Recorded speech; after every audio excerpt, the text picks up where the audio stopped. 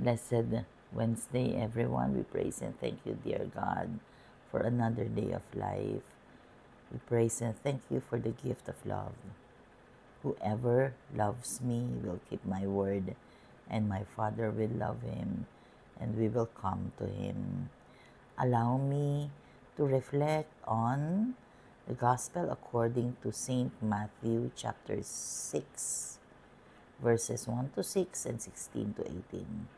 Jesus said to his disciples, "Take care not to perform righteous deeds in order that people may see them. Otherwise, you will have no recompense from your heavenly Father. When you give alms, do not blow a trumpet before you, as the hypocrites do in the synagogues and in the streets to win the praise of others.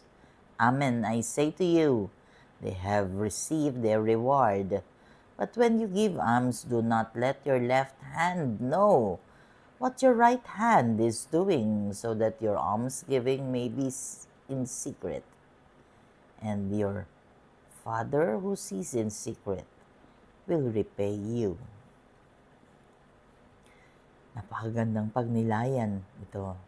Yung bang nagbibigay ka pero sa totoong buhay, gusto mo lang makita ng iba na ikaw ay nagbibigay. So, hindi totoo sa puso mo ang pagbibigay.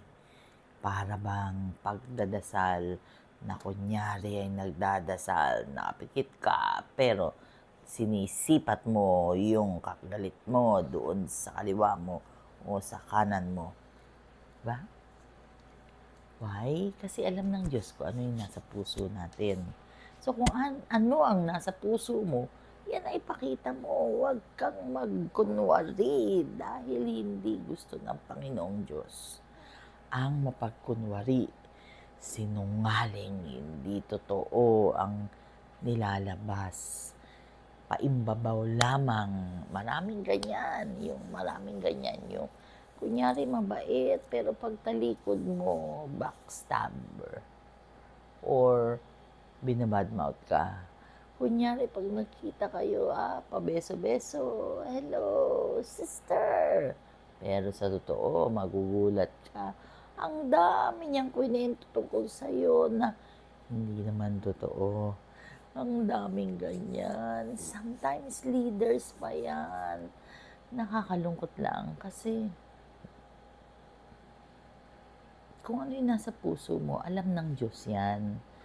Hindi ka pwedeng, pwede kang magtago sa anino ng pagbabalat kayo sa mga tao. But in reality,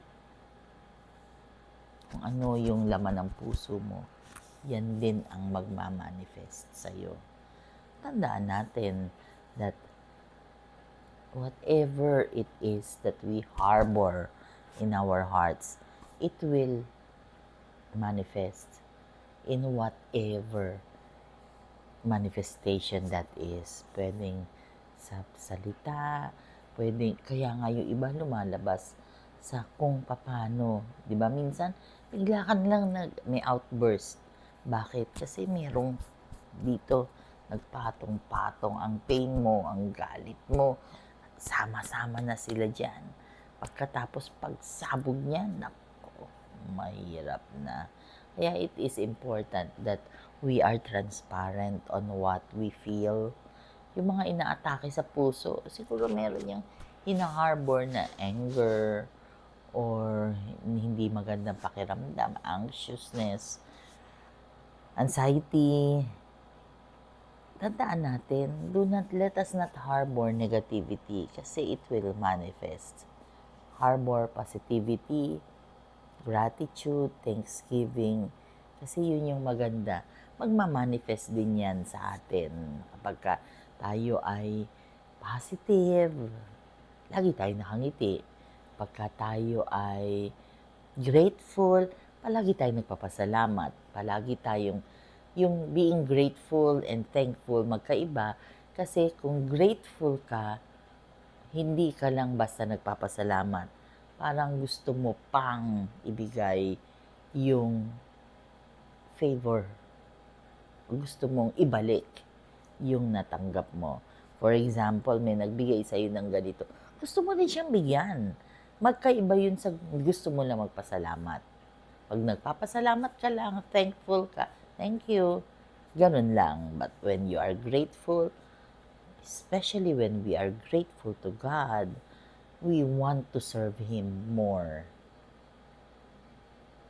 Tandaan natin that God knows what is inside your heart. Your Father, who sees in secret, will repay you. Let us pray. Lord God, we are sorry for our sins, either of commission or omission. We pray for healing. We pray for healing of families, family relationships. We pray for our in-laws. We pray for our siblings, for our parents, for our parents-in-law. We pray for our colleagues. We pray for everyone in our circle. We pray for our office mates. We pray for all the people na sana po wala kaming grudges sa puso namin because this is unhealthy. We pray that all of the people will harbor positive thoughts, positive things in their hearts, gratefulness, thankfulness. We pray for all negativities to be thrown out of us because it will never do good to all of us. Lord God, please be with us as we journey in this life always and in all ways. And please stay with us, for without you, we are nothing, dear God. Ikaw lang po at wala nang iba kaming kinakapitan sa lahat ng oras ng aming buhay. Manatili ka po sa aming piling, Panginoon. All this we pray in your mighty name through the intercession of our blessed Mama Mary. Amen. God bless.